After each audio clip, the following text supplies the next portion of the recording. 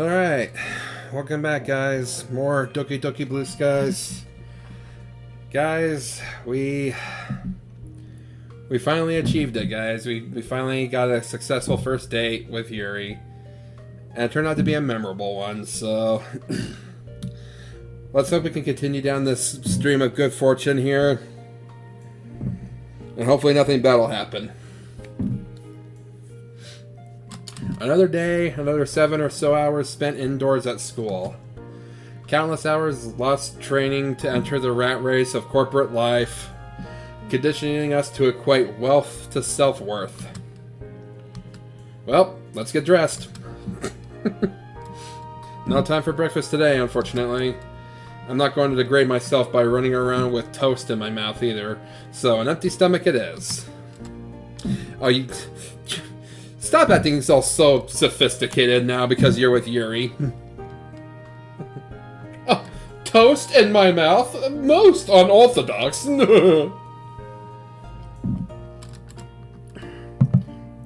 Oh, maybe I can grab a coffee from a vending machine somewhere. I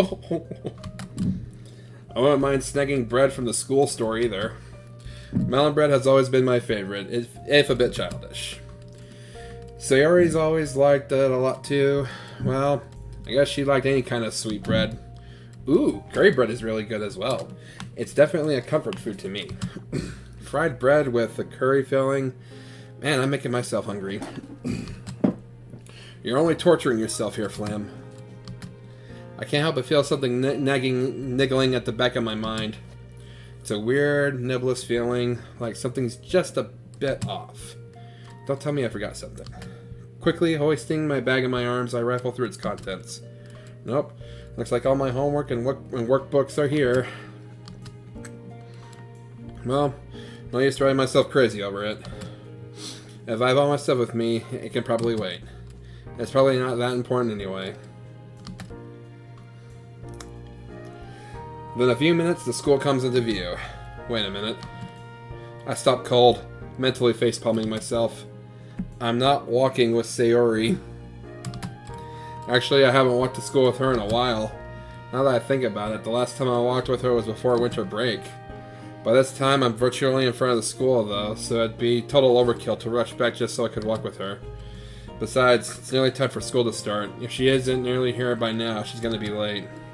And if I go back to look for her, I'll be late too. Arrgh. Feels a bit like I'm betraying her, though. With one last glance back, I step through the school gates. I'll just have to check up on her at the club. Who knows? Maybe she started coming to school earlier. Wouldn't it be harder to get here earlier than me, after all? Gotta remember to catch up with her one of these days. Sayori. When we were kids, we were practically inseparable. What happened to us? Best friends forever, huh? I rest my head on my hand and close my eyes, letting sectorized droning wash over me. Soon enough, I could barely register the lecture going on in the background. Sayori was pretty cute as a kid. She used to always wear tank tops and shorts.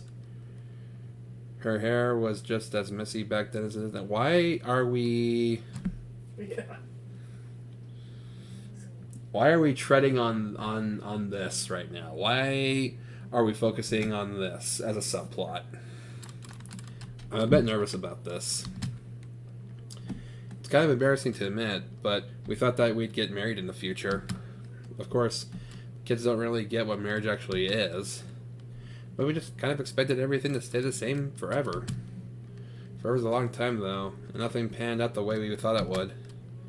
I wonder if she regrets losing contact for so long. Funny thing, how can you drift apart despite being neighbors? I don't know if I'd say that she's changed a lot, but things are still pretty different.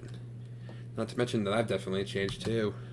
And now, Yuri. How I managed to get a girl like Yuri to fall for me, I'll never know. If anything, my dating Yuri now shows how much I've changed. From hanging out with loudmouth, bubbly girls to quiet, bookish types. Maybe that whole opposites attracting is true. Not that our personalities are so different. I feel like I'm becoming more and more like her every day. Or at least, I hope so. Intelligent, well-spoken, soothing. Well, It's not like she doesn't have her flaws, though. And also being snooty about toast in your mouth. It seems like Yuri has plenty of baggage herself. The social anxiety, for one thing. With any luck, I'll be able to rub off on Yuri, too, and help her with some of her issues. Well, last video, she succeeded in zinging us with a sarcastic remark. So, progress is progress. I don't expect that I'll be able to cure her or anything by myself, but hopefully I'll be able to support her where she needs it. It's funny how much brighter the future can seem if you can be together with someone you truly care about. Together. Forever?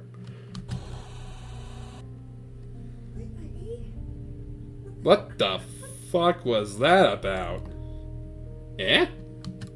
Huh? Sayori?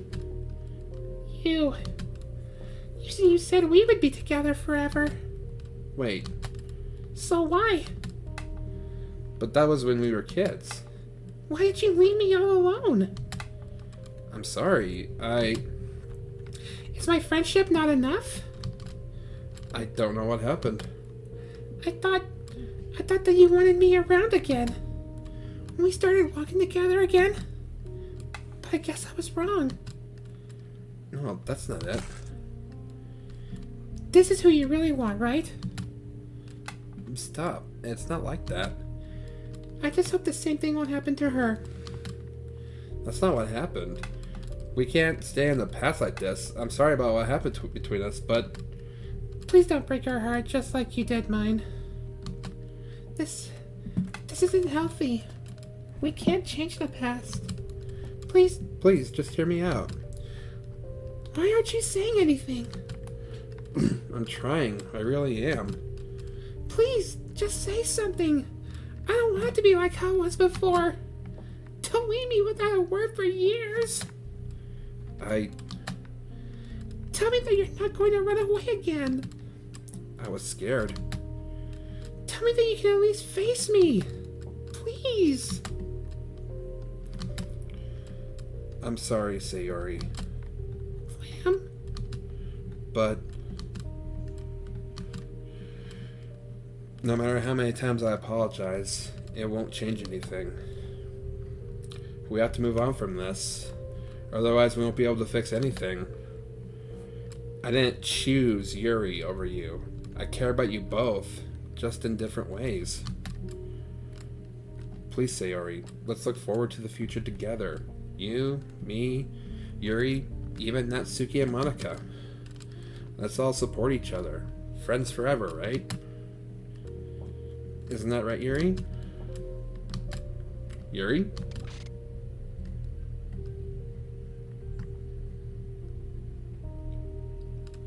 Okay, this is the third episode in a row that things just went weird right out of the gate.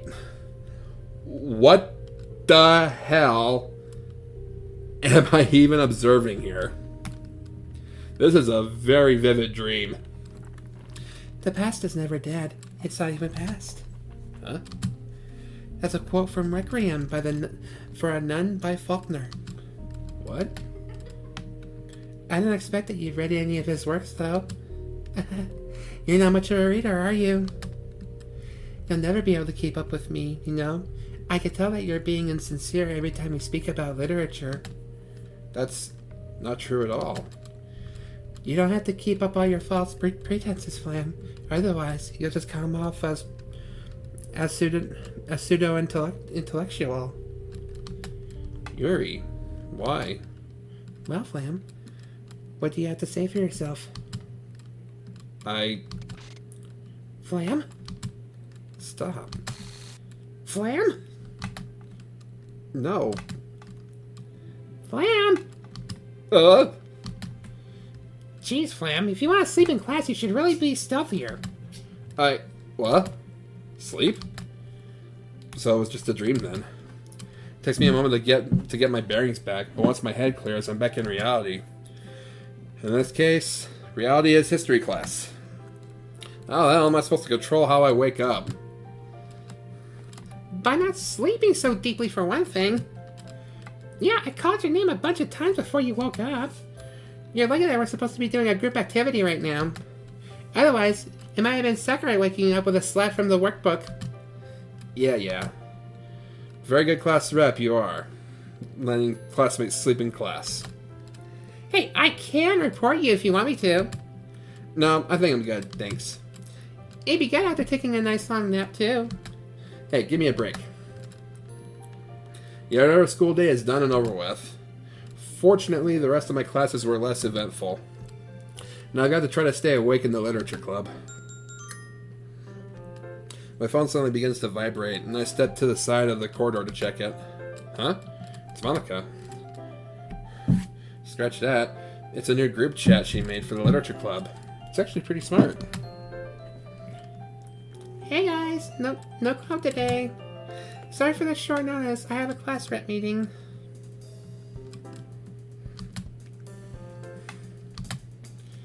Whoa! That Kamaji suits you perfectly, Natsuki. LOL. Yeah, is that a pic of you in real life? Shut up. I chuckled to myself as I put my phone away. You guys say I'm carrying a literature club around in my pockets now. My smile turns into a sigh, though, as I watch everyone around me rushing to their respective clubs. Guess it's the go-home club for me today. I'm home. Maybe I'll take a quick nap. Not like my mom's home to nag me about it. Flopping down on the bed, I bury my face in the covers. However, my relaxation is cut short when my phone rings, startling me out of my daze. Damn it, this better be good. Oh, it's Yuri. Okay, it's good. Hello? Flam. Hi. What's up, Yuri? Tell me if I'm being too forward. But would you mind if I came over to your house right now? Yeah, sure thing. Do you just want to hang out, or...? Well... This may be a bit strange for me to say, but my house is a little too quiet for me today. It's not that I'm afraid of the traditional sense of the word, but I feel very unsettled by myself. That really is weird. Yuri, of all people, having trouble with things being quiet.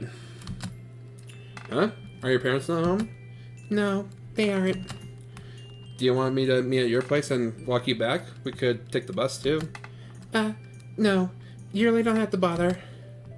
Yeah, seriously, no bother. I'm not doing anything right now, so... No, it's fine, really. I want to walk by myself for a while and gather my thoughts.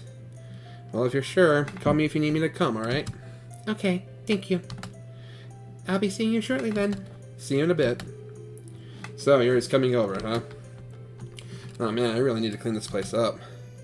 I can't help but think that it would have been easier for me to just go over to her place. I feel like a choice is coming up, so let's save it here. Oh well, I gotta take better care of my house anyway. I can't believe how hard I'm breathing just from cleaning things up. Granted, I've really been speeding along to finish on time, but still. Right on cue, the doorbell rings. Hopefully I don't look too frenzied as I feel. Ah! Hey Yuri! Sorry. I was just sitting around. Just contemplating your visit. How you doing?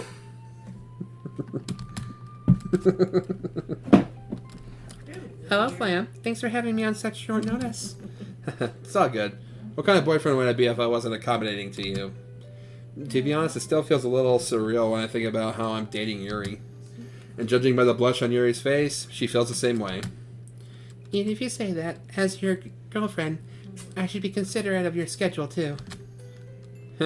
Well, my schedule's completely free right now, so come on in. Yuri smiles a shy smile that pulls at my heart. A gust of wind whistles in through the open door, momentarily causing us to shiver. It's gotten pretty cold outside, huh? It's definitely winter. Although it's my favorite season, the chill can be less than comfortable. Good thing I know the perfect remedy for that. Cuddling together indoors with a good book. Don't forget the nice warm tea. That does sound wonderful. Can I get you anything to drink? Any hot tea that you have would be perfect. Fine by me. I think I have some green or black tea left. I quickly pop into the kitchen and start searching through the cabinets. pots, pans, baking supplies, spices. Did I somehow run out? I don't even drink tea that often. As I shove a box of cake mix back onto the shelf, a couple of packets of powder fall onto the floor. What's this? I wonder what this would do. I hope I didn't leave you waiting for too long. Really, it's fine. It makes me happy just being here. Not as happy as I am with you here. Man, when did I turn into such a cornball? That cheesy line made Yuri giggle at least. Anyway, I couldn't find any tea. But I did find this, if you'd like to try it out. I held the packets of cocoa powder for Yuri to examine. Hot cocoa. I never had the powdered version before, but let's try it. Ooh, your adventurous side is coming out, eh? Maybe. I'm not one to turn down a hot drink during the winter. Let's get going then. Water. Within a few moments, we have 2 steaming mugs of instant cocoa in front of us. Having just been mixed, a tan fourth swirls into a spiral on the surface. Yuri peers down into the liquid with a look of anticipation. Still can't believe that you've never had instant cocoa before. And I bet that you're the type of person to heat up the milk on the stove rather than in the microwave too. Microwaves are simply inferior devices as composed to stoves. Of course. Well, you gonna try it then? I suppose so. She raises the mug to her lips and takes a hesitant sip. There's a strange look on her face. I mean, I don't expect an instant powder to be able to match up with the real thing, but I can't tell if she likes it or not. What do you think? I don't really know how to describe it. It tastes... like it was made from an instant mix? Exactly. We both chuckle at that, filling the warm kitchen with warmer laughter. Yuri closes her eyes and sighs contently, tracing the rim of her mug with a finger. I remember my mother making me hot cocoa during Christmas time when I was younger. Even now, I can never make my cocoa as creamy as she could. Don't you still have cocoa with your mom? You can just freeload off of her. That is, I used to freeload off of her for many more things during the holidays. Once I even ended up eating all the peppermint bark. Huh? I didn't know you had such a sweet tooth. Now that I think about it, though, Yuri has shown propensity for eating sweets before. Well, it's a bit more understanding now, but when I was in elementary school, I definitely did. Oh, understated. Sorry. I suppose I grew out of it. Anyway, I believe that one of the reasons why my mother started teaching me how to cook was because I was always asking her to cook something for me. Haha, that makes sense. I think my mom probably wishes she did that as well. I was quite a ferocious eater as a child. Oh. I was quite the voracious eater as a child. If we'd been friends as kids, we probably could have eaten our parents out of house and home between the two of us. Actually, I guess Sayori and I kind of did that anyway. Wait, did I? Oh. If we'd been friends as kids, we probably could have eaten our parents out of house and home between the two of us. Actually, I guess Sayori and I kind of did that anyway. Sayori's appetite is forever insatiable, it would seem. You got that right. Did the two of you spend your Christmas times together then? Mm-hmm. We were practically thick as thieves within a week of our first meeting.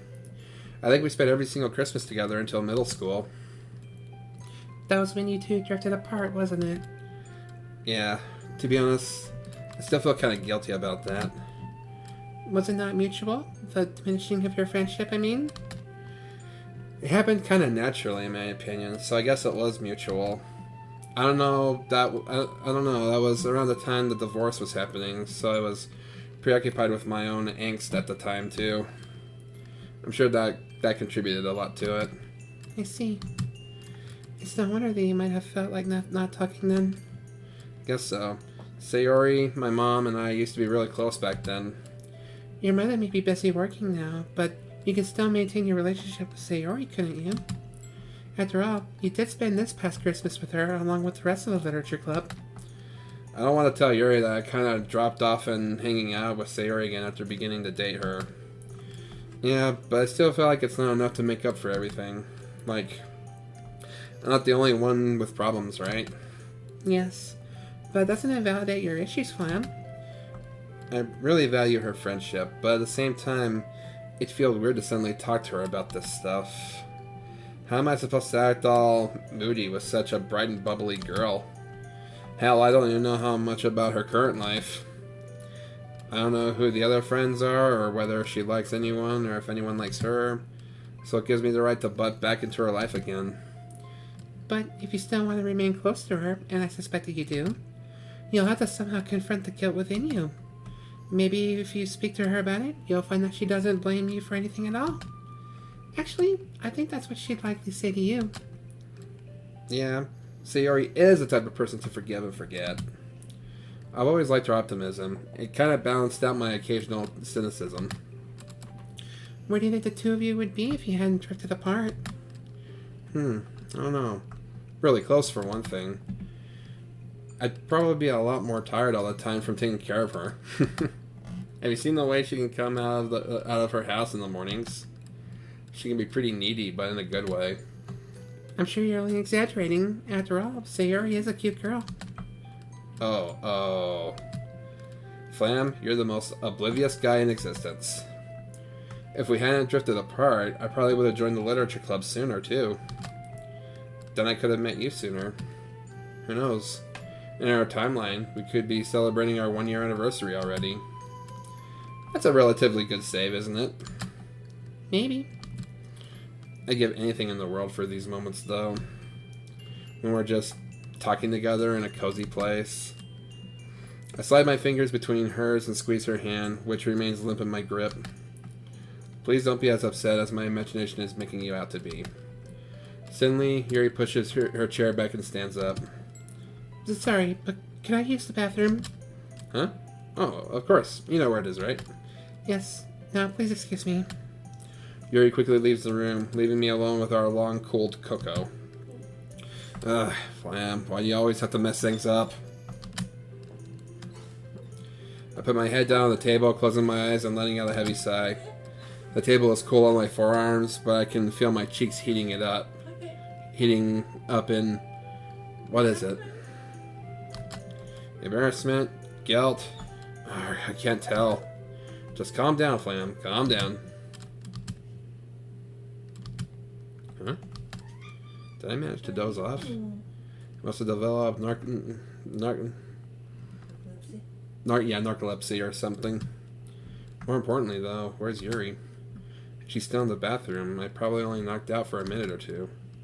Holy, it's dark outside. A quick look at my phone confirms that I've been asleep for an hour. Maybe Yuri left already? It would be in character for her to not want to disturb me in my sleep. I better check the bathroom, though, just in case. The door's closed, and I don't want to try the doorknob just in case Yuri's still in there. There's a sharp inhale, like someone is sucking the air through their teeth. Yuri, are you in there? A loud yelp sounds from within, followed by the clattering of something falling on the floor. Are you hurt? Hold on, I'm coming in. To my relief, the doorknob turns in my grasp. This might be an invasion of privacy, but if she's hurt... and there they are. Yuri? Huh? She quickly pulls her sleeve down. She grimaces in pain as she does so. It must have agitated her fresh wounds. What? It seems that my brain has short-circuited. I have no idea where I should look. I somehow can't bring myself to make eye contact. Yuri's opted to hide her face behind a sheet of hair, nervously weaving a strand of hair between her fingers. Yuri? Did you do that? Would you believe me if I said that I didn't? What did you use? Yuri's eyes dart downwards for a second. There's a bloody razor blade on the floor. The tiles around it splattered with tiny droplets of blood. I gingerly pick it up with 2 fingers and wrap it in a wad of toilet paper. Have you been cutting yourself in here this whole time? No answer. She still won't look at me. Why? Was it because of what I said about Sayori? Yuri, I'm sorry, truly. I should have been more considerate. I didn't mean to come off that way. I was just... At this, she finally breaks her silence. No. Yuri? It's not your fault, Flam.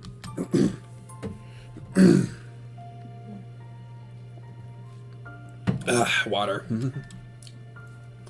I'm afraid that it's just me and my own failings. What are you talking about? If I hadn't said anything... This would have been inevitable. Huh? I don't get what you're saying. Could you help me understand, please? Okay. But could you give me a little time to clean up and think things through a bit? Of course. I'll be waiting in the living room. Wait. What is it? Do you need any help? I just need some bandages and rubbing alcohol to clean and dress my arm. There should be some in the medicine cabinet over there. Feel free to help yourself to anything you need. And tell me if you need any help. I got it. Now, excuse me. I shuffle out of the bathroom, although not before I pocket the toilet paper covered razor blade. That thing is going straight into the trash. Yuri. My body feels like stone as I sink into the couch. I don't know what to say. I don't even know what to think. The reality of it all is just beginning to hit me. Yuri cuts herself? It's true that I've never seen her without long sleeves before, but how could she be doing such a thing, and why? Does her family know about it? All of a sudden, an abundance of thoughts pour into my mind as if a dam has burst in my brain. With the shock worn off, there's just too much to think about. Is Yuri seeing a doctor for this? There's got to be some kind of therapist that specializes in this, right? And I hate to think about it, but is Yuri suicidal?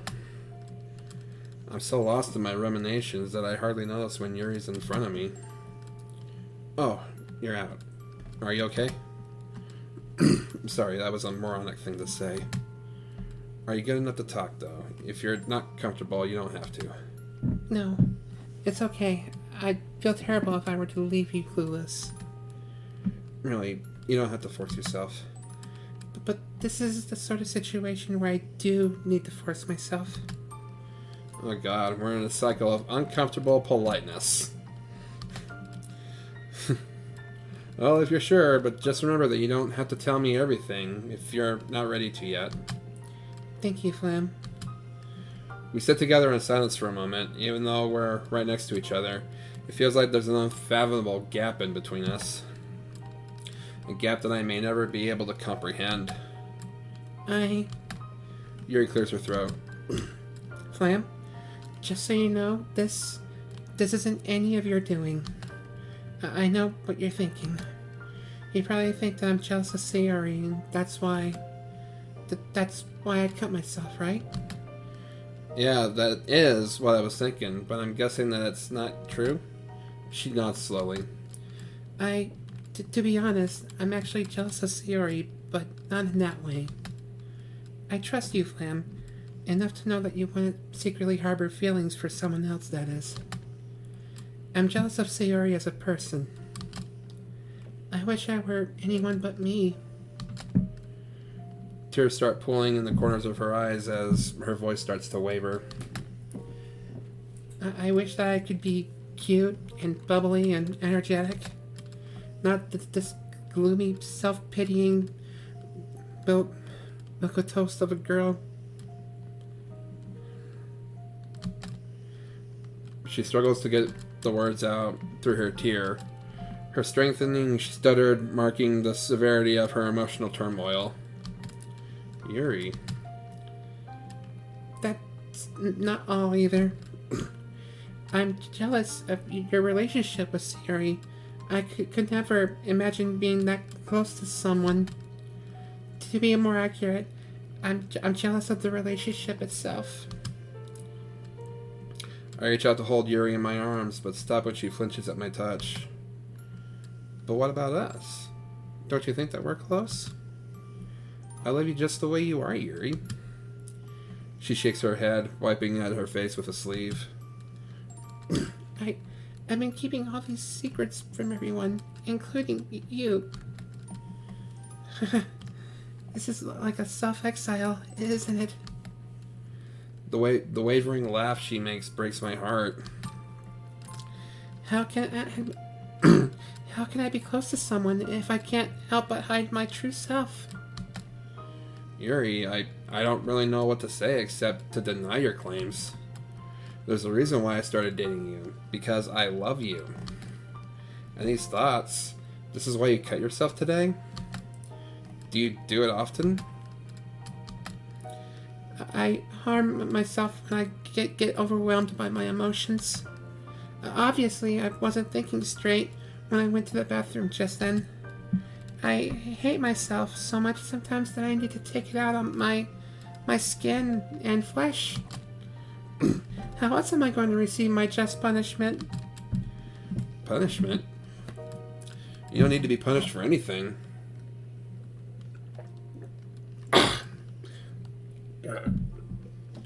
My throat's really dry for this one. You need to stop doing this to yourself, Yuri. She gives me an absolute miserable look. I know, but I don't know if I can. Could you please try to stop, though? Please? Have you talked to your parents about it? Could they help? There's a long moment of silence. When Yuri finally speaks, it's barely audible. I imagine they would have done everything in their power to help me.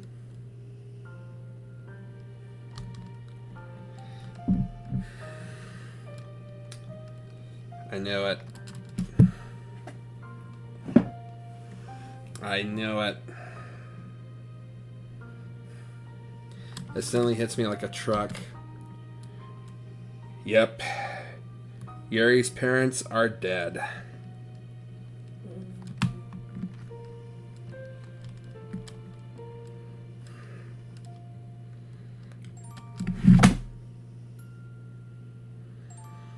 I called that like the third episode with Yuri. I called that.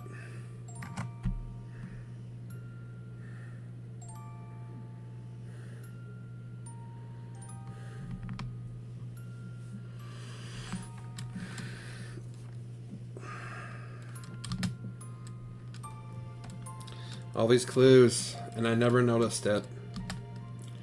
Her nervousness whenever I asked about her family, her constant use of the past tense when talking about them. My eyes began to tear up at the realization of all the pain that Yuri's been through. She looks like she's trying to put on a strong front, but tears quickly begin to roll down her face again. They're gone, aren't they?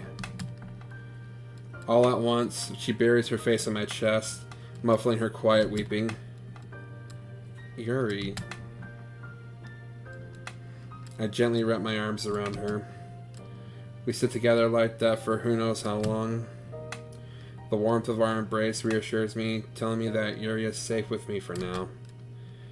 But at the same time, a voice in the back of my head says that her mind, her thoughts are unreachable. All I can do now is hold her, lonely as she is in the land of tears.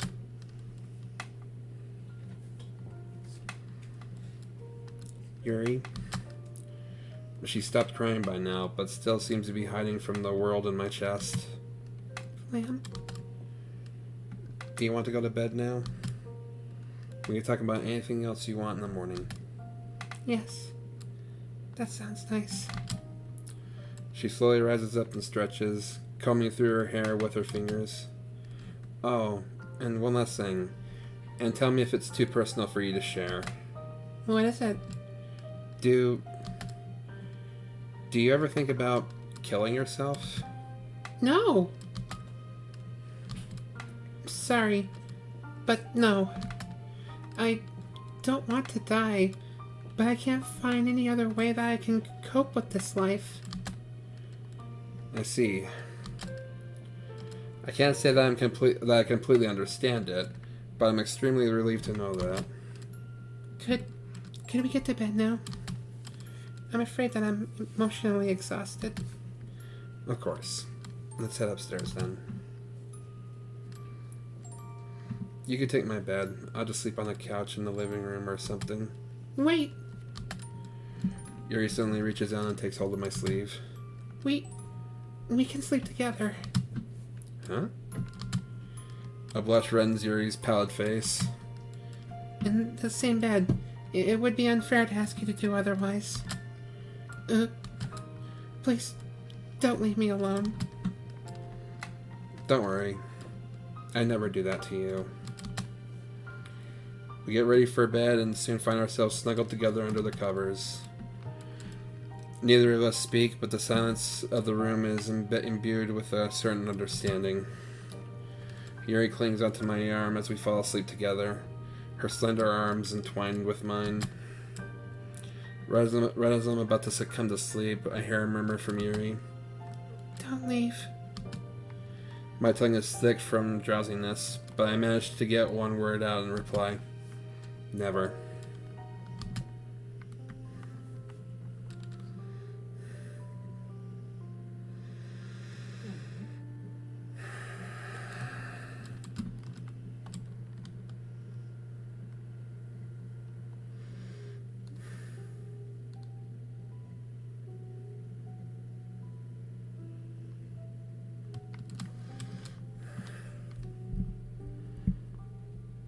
I need a minute.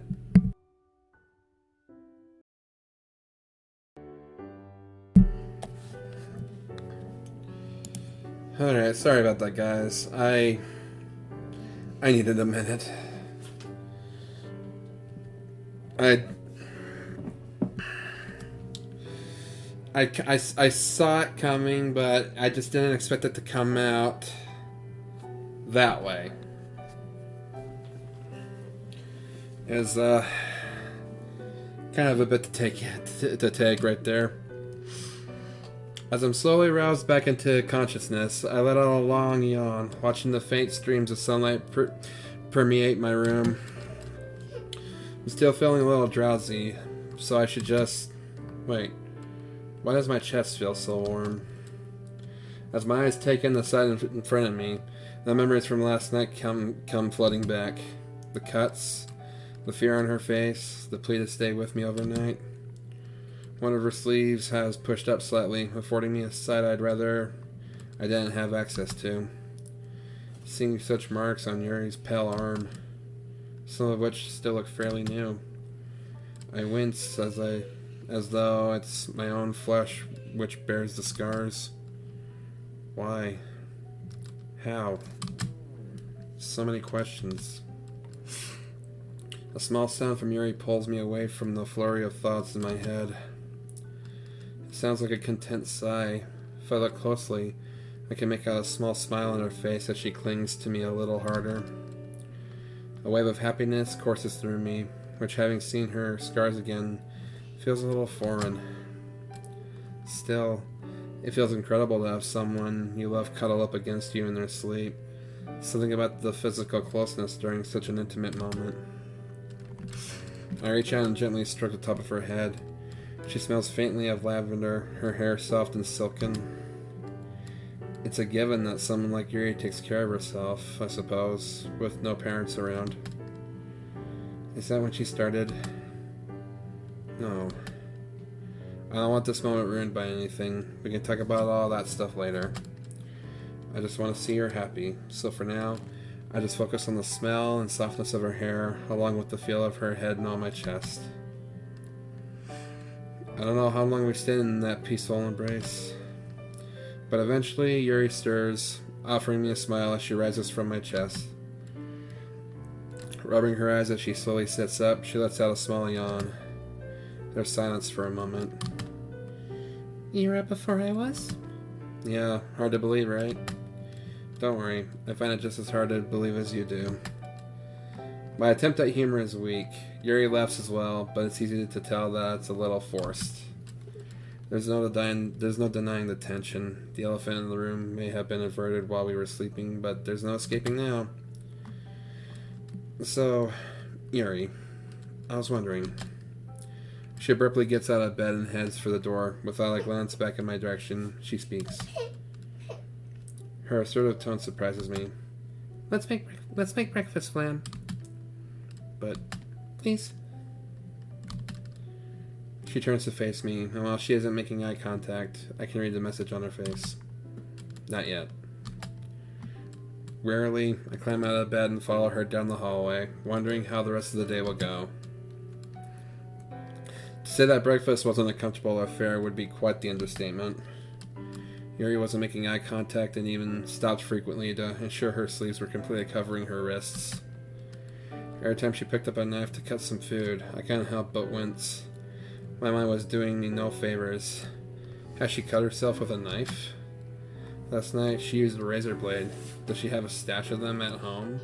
Or is her cutting habit related to her knife collecting hobby? The tension has grown tenfold since she woke up. I'm desperately trying to think of a way to break the uneasy silence, but I can't come up with anything. Diplomacy can only get me so far. How am I meant to even approach the topic? I've never had a friend who's self-harmed before.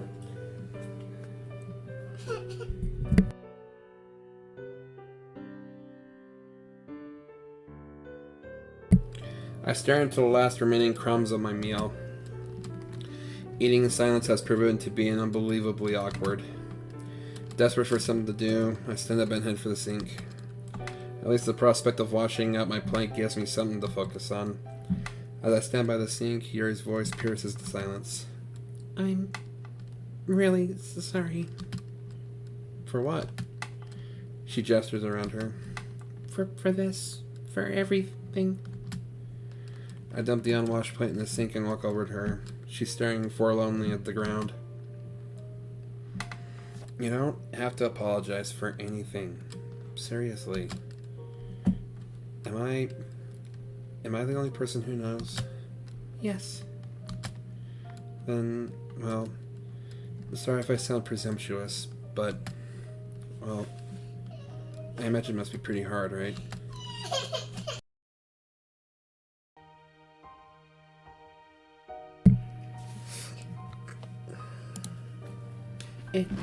It's a little overwhelming.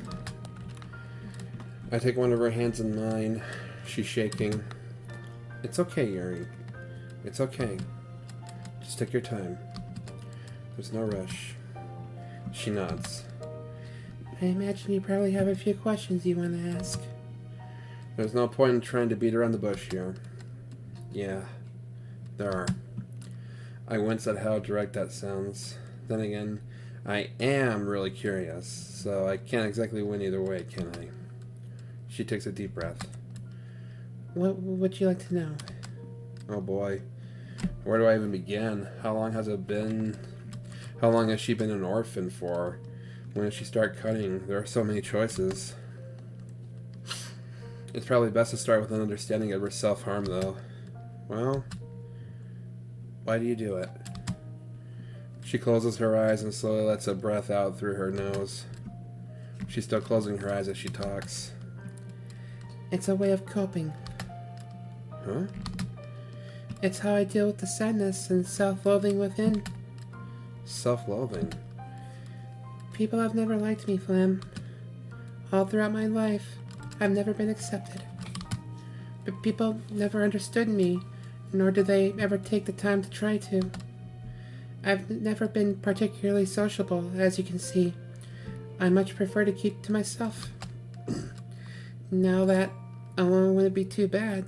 Some people misread the introversion, but combined with my fascination with horror and knife collecting hobby, these things combined tend to make people see me as creepy, a freak, an outcast. That quiet girl in the back who doesn't speak much. The girl who's fascinated by the macabre.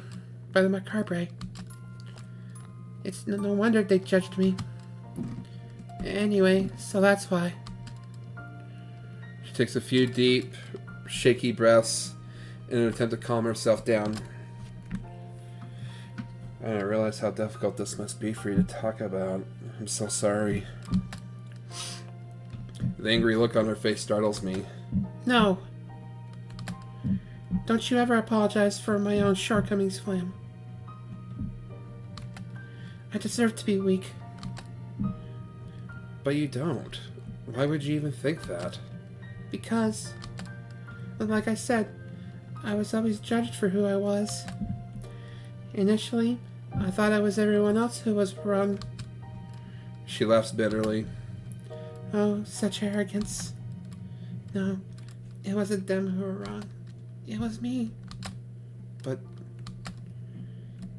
if it were just the one person who judged me in such a way, well, I would be inclined to believe the problem lied in them. But it wasn't just one person. It was everyone. There gets to a point when you finally realize that it's not them who are the problem, it's you. It was bad, but I could deal with it because I at least had my parents to help me.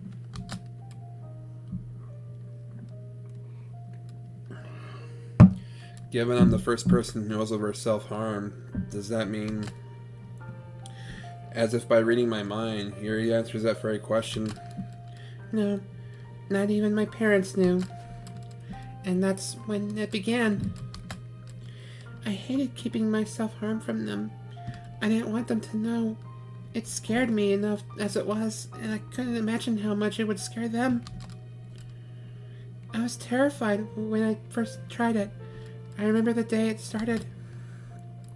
Some other students mocked me relentlessly because I stuttered during a class reading. I always used to dread reading aloud. And I remember at lunchtime, I locked myself in one of the bathroom stalls. I didn't mean to cut myself. I just wanted to admire one of my knives. Despite it being a constant reminder of what's wrong with me, just holding something so dear to me was comforting. I gripped it too hard, and that's when I discovered it. The rush. The rush that felt like the perfect release. It was tangible. But it was also terrifying. It felt so good having that physical release. But I was in shock. I couldn't believe what I had done. I felt like such a freak. I don't know what to say. Words are beyond me at this point. How am I even meant to reply to what I'm hearing? My parents were the only people who ever accepted me for who I was. Even though they didn't know about the self-harm, they never judged me for my tastes in literature, nor did they question my interest in knives. While school was a torment, I sought solace knowing that no matter how bad it would get, I was safe at home. Fresh tears start to trickle down her face once more. Until they died. And just like that, I had lost them. The only support I ever had. I reach out to brush away Yuri's tears. She doesn't move or do anything else to acknowledge that I'm even there. Throughout her heart-wrenching explanation, Yuri had been trying to maintain control over her voice and face. The stuttering and pained expressions that occasionally flickered over her features showed all I needed to know. As I scoop her into my arms, the dam that she's been trying so hard to contain finally bursts. She sobs unrestrainedly into my chest as her anguish cries fill the room. I missed them so much, Flam. My vision is blurry as she drenches the front of my shirt. I can physically feel her cries on my chest, right next to my heart. I want to see them again. I want to stop pretending that the person I'm in the arms of right now is my dad. There isn't anything I'd give to hear them ask me how my day was, even if it was awful. Anything at all. Please. My brain is in a frenzy. Say something, Flam. Yuri, it's going to be okay. You're not alone anymore. I'm here. I'm with you. And I'm never going to leave you. I promise. She looks up with big, wet, purple eyes. You really mean that? Because I don't know what I'd do if I lost you as well, Flam. Of course I mean it. I swear on it. You're my girlfriend, and I love you. Even after everything I've just told you. She gestures miserably to her wrist. Even with these? The venomous disdain in her voice is frightening to hear. I wasn't even sure she was capable of such scorn, negativity. I love you for who you are, Yuri. Which includes everything you hate about yourself. Scars or not, you're my girlfriend, and nothing is going to change that. Oh, Flam. Okay, there's that look. That psychotic look of she wants to hurt and she wants to kill me kind of look.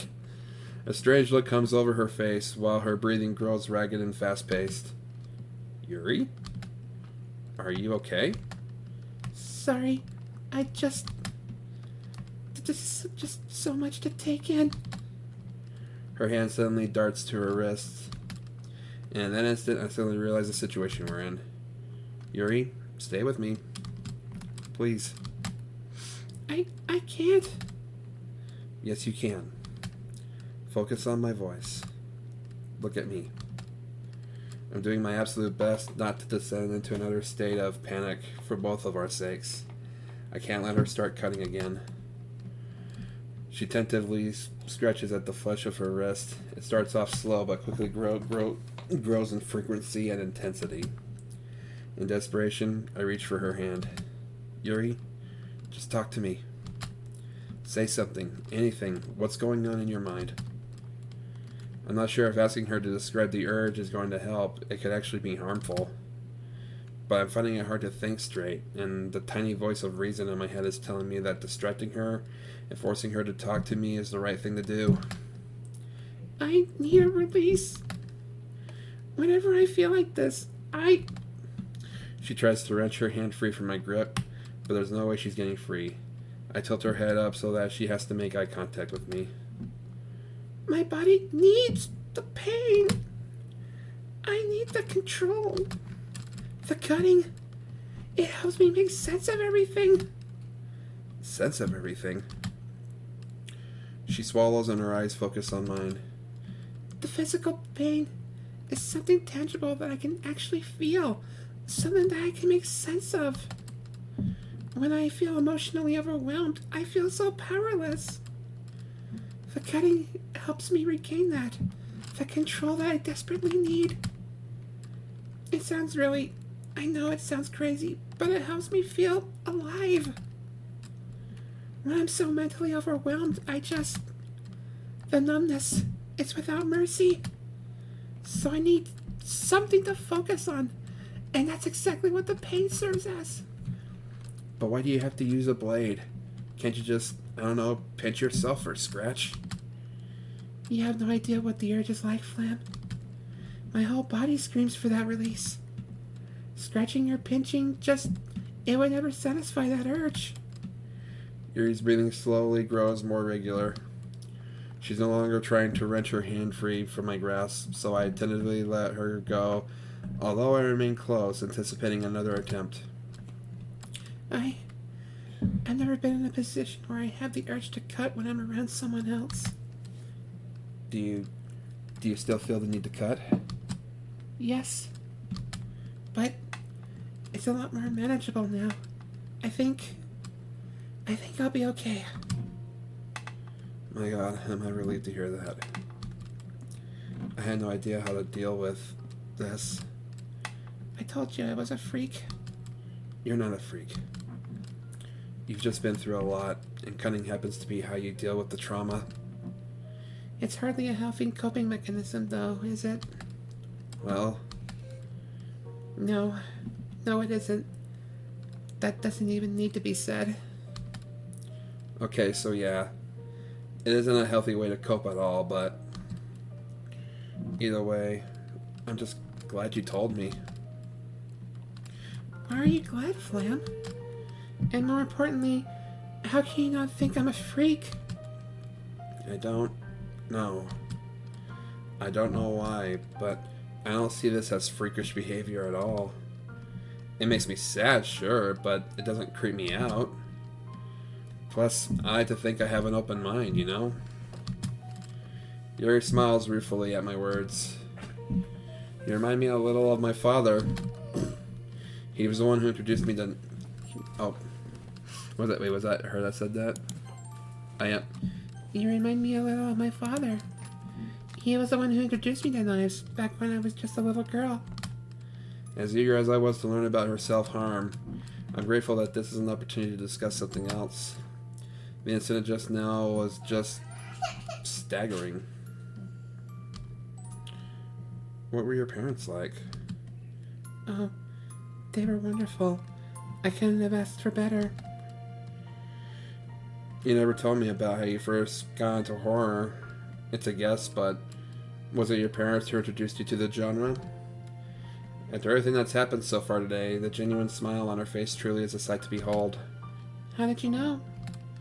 I'm psychic. Kidding. I'm just very intuitive. I just had an idea. Why don't you tell me more about them over a nice cup of tea? I don't know about you, but I'm definitely in the mood for a hot drink. I like that a lot.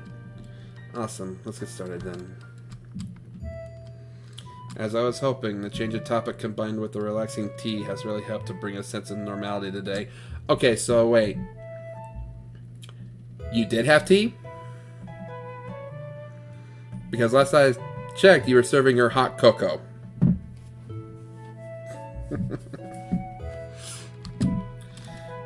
Of course, the after effects of the morning still linger in the air. Yuri is still on edge, but we're at least able to work around it. Funnily enough, me getting into horror actually stemmed completely from chance. What do you mean? Well, one day both of my parents were out.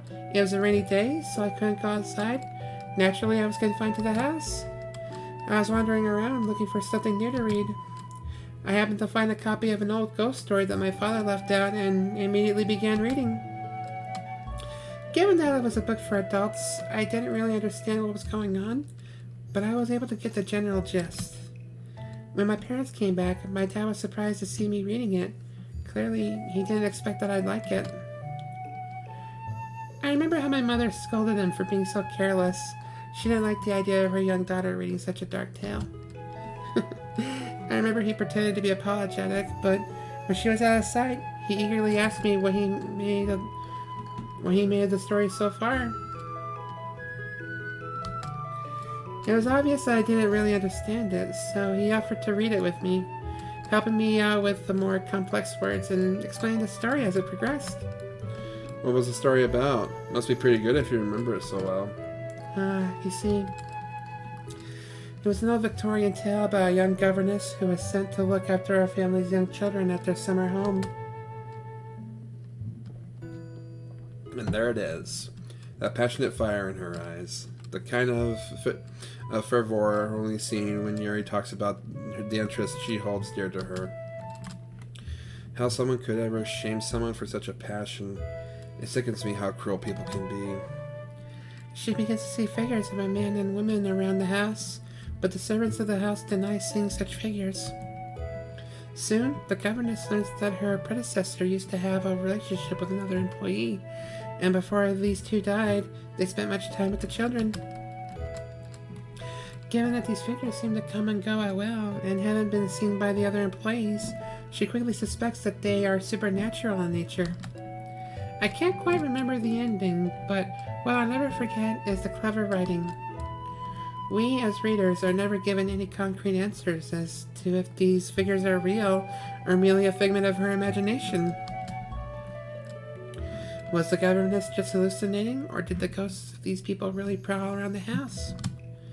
Sounds to me like she's just imagining it, to be honest. Although it does seem kind of coincidental how the ghosts seem to perfectly match the profile of her predecessors and her lover. Indeed. What's more is that the young boy was revealed to have been expelled, and it's heavily hinted that what he did to earn such a punishment was terrible in nature. With such a suspicious outlook, it's natural that the reader doubts the children's claims of innocence, especially when the governess asks if they too saw the figures. Ghostly apparitions, creepy, suspicious children. I feel the hairs on the back of my neck stand up. Yeesh. Even from Yuri's description, the plot sounds exceptionally gripping. There's a dreamy tone in Yuri's voice as she speaks. And I remember my father encouraged me to question whether the ghosts were real. As a child, I took things at face value. The governess said she saw them, so that was what I believed. But he taught me how to approach things from another angle, how to consider other viewpoints. In turn, it helped broaden my appreciation for such clever writing. And to this day, I still wonder if the ghosts were real. So your analytical approach came from your dad. I suppose you could say that, yes. He was always methodical and organized in nature, so it's a given that his personality rubbed off on me. I think he'd be really proud of you, Yuri. If he could see you now. Tears slowly leaked down her face once more. Would he? I hid so much from him. I pull her close to me, tenderly caressing her cheeks with my hands. We all have our demons, Yuri. Everyone has things they regret and things they don't want other people to know. Tell with other people. If they judged you for the things you liked, or your quiet nature, because I love your characteristics. Even if you hate them, I love them. They make you who you are. If you enjoy horror, if you enjoy collecting knives, who has any right to shame you for it? Fuck them. They don't know any better. She gives me a watery smile. Thank you, Flam. You really do mean so much to me. And I'm so glad that we met.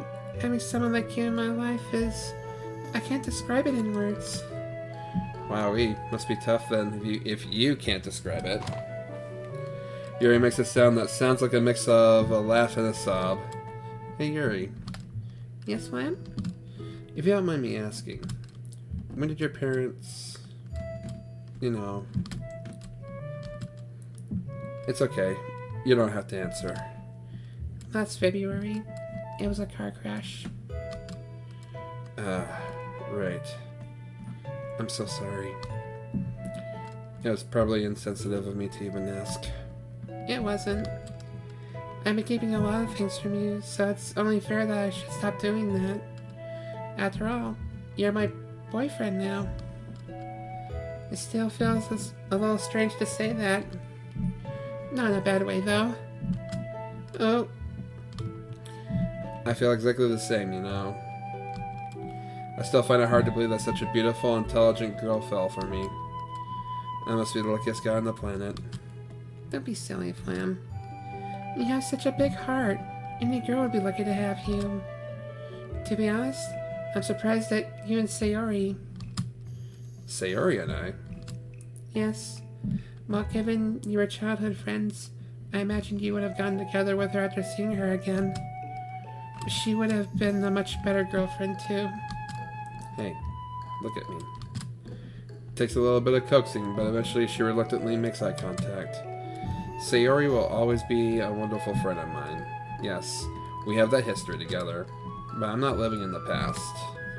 You and I have a special kind of connection that I can't explain. There's something about you that drew me in all those months ago.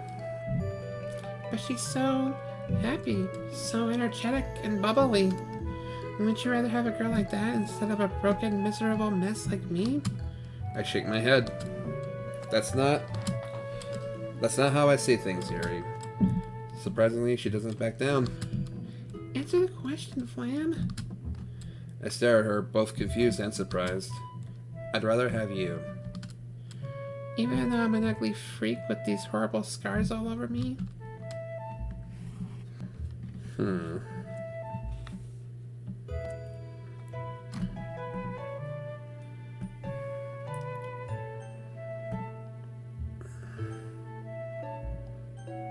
Yeah, I'm just gonna go with you're beautiful.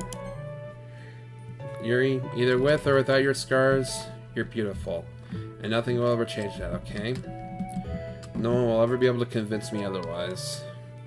I chose you for a reason. Never forget that. I don't know. It's not that easy.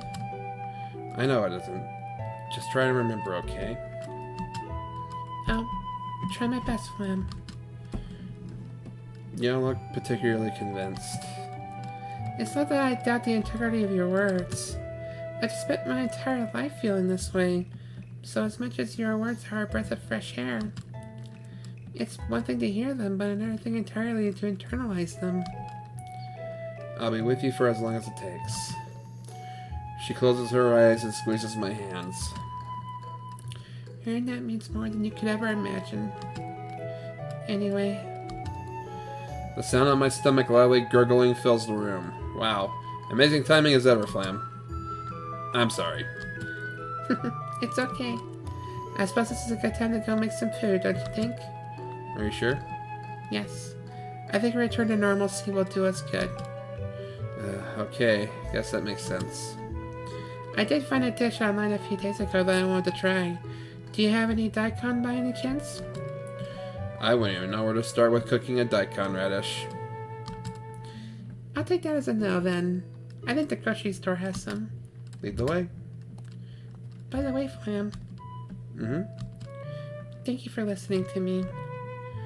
It was daunting to share my self-harm with another person.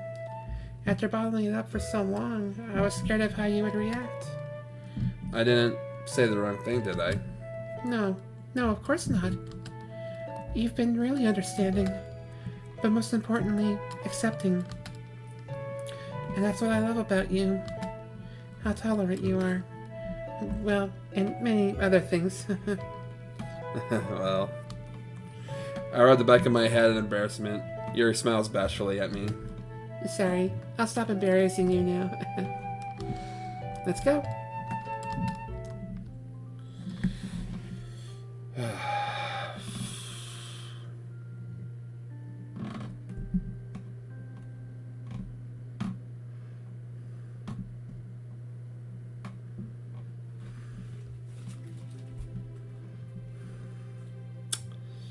Well,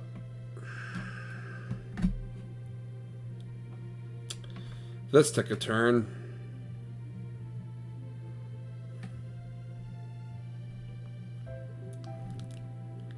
I don't know. I don't even think I want to say leave a like, because good lord. There was not a whole lot to like about this episode, that's for damn sure. But I guess thank you guys for watching. If you enjoyed, leave a if you did enjoy, I guess leave a like, comment down below, subscribe if you're new, and God help me.